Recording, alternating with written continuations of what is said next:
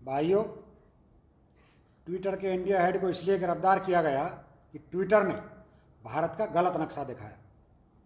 मैं इस बात पर आप सभी का ध्यान खींचना चाहता हूं। 2006 में अपनी स्थापना के समय से लेकर अभी तक ट्विटर ने किसी भी देश की आज़ादी में दखल नहीं दिया।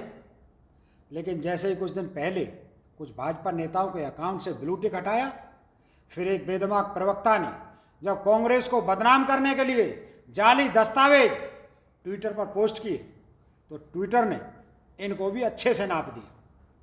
कुछ समय पहले भाजपा के कुछ नेताओं को फेसबुक ने भी ब्लॉक कर दिया था। तो अब आप समझ सकते हैं ट्विटर, फेसबुक जैसे बड़े नामों पर देश की जनता का ध्यान क्यों खींचा जा रहा है। मैं बताता हूं क्यों। देश में कोरोना का संकट अभी टला नहीं है। तीसरी लहर का खतरा अब बच्चों पर भी मंडरा रहा है। डरावने परिणाम कई राज्यों में नजर आने लगे हैं। लेकिन पहली और दूसरी लहर की तरह तीसरी लहर में भी लापरवाही सामने आ रही है। इस समय भी देश में कोरोना से लोग मर रहे हैं। वो भले ही एक नागरिक क्यों न हो, देश के लिए बराबर कीमत रखता है। कोरोना से मरा तो सरकार की लापरवाही से मरा हुआ माना जाएगा। इस जिम्मेदारी को लेने से बचने के लिए हमारे मोदी जी को देखिए, ट्विटर पर अपना गुस्सा निकाल रहे हैं। सोशल मीडिया साइट्स पर घेराबंदी का आखिर कारण क्या है, ये सोचने की ज़रूरत है। सोशल मीडिया मोदी जी की राजनीतिक जिंदगी की आत्मा है। जिस दिन सोशल मीडिया से मोदी जी बाहर हुए, कसम से मोदी जी को पड़ोसी भी नहीं पहचानेंगे। लेकिन अब विपक्ष और नाराज जनता ने सोशल मीडिया पर भाजपा को पटक पटक कर पीटना शुरू कर दिया है। उदाहरण बताऊं? उदाहरण देखें तो मध्य प्रदेश को ले लीजिए। कांग्रेस का सोशल मीडिया अकाउंट 19 लाख से ज़्यादा फॉलोवर्स के साथ भाजपा के 17,50,000 फॉलोवर से बहुत आगे चल रहा है। इसी तरह देश के कई हिस्सों में भाजपा को सारे दिन गालियां पड़ती हैं। लोग मोदी जी को जी भरकर खरी खोटी सुनाते हैं। ये सब देखकर मोदी जी समेत पूरी भाजपा की सांस फूल रही है कि अब 2024 का चुनाव और उसके पहले 2022 में 6 राज्यों के विधानसभा चुनाव कैसे जीतेंगे। इसी कारण मोदी जी वैक्सीन और ऑक्सीजन की तैयारी छोड़कर सोशल मीडिया पर कानून सख्त करने की पूरी ताकत लगा रहे हैं।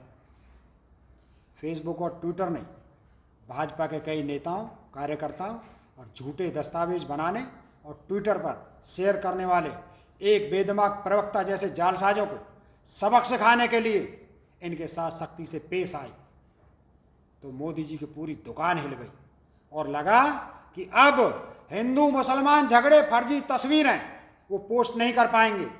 मुस्लिमों को बदनाम करने वाले एडिटेड वीडियो, किताबों के सच से दूर मनचाहा इतिहास रचने वाली आईटी सेल की फैक्ट्री बंद हो जाएगी। और जब तक जनता को नफरत नहीं सिखाएंगे, भाजपा चुनाव नहीं जीत सकती।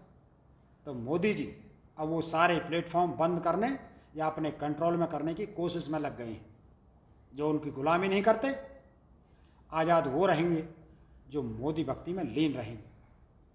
लेकिन मोदी जी, अगर आपने अपने घर का ट्विटर बना भी लिया तो ये बताइए कि जो पाप आपने किए हैं वो धुल जाएंगे क्या? क्या वो भी अपने मन की बात की तरह एक तरफा बनाएंगे ताकि सिर्फ आपकी बकवास सुनते रहें और सवाल ना करें? अगर ऐसा कुछ सोच रहे हो तो पहले अमेरिकी कंपनी ट्विटर, फेसबुक के बारे में सोच लेना कि वो अमेरिकी कंपनी है, आपके बाथरूम की खिड़की नहीं है जिसे जब चाहे बंद कर दोगे। पसीने छूट जाएंगे। WTO, USA और इंटरनेशनल बिजनेस टर्म्स की शर्तें, नियम, कानून और एग्रीमेंट का हिसाब देते देते। और अपने मोटा भाई को समझा लेना कि ट्विटर अमेरिका की कंपनी है, तुम्हारे मोहल्ले की नहीं है। उस पर हैकड़ी चलाने की कोशिश की तो किसी दिन रातों रात नक्शा बदल देंगे आपके मोहल्ले का। इसलिए सरकार से यही आग्रह करता हूं कि सोशल मीडिया का प्रेम छोड़िए, आम आदमी की मदद कीजिए।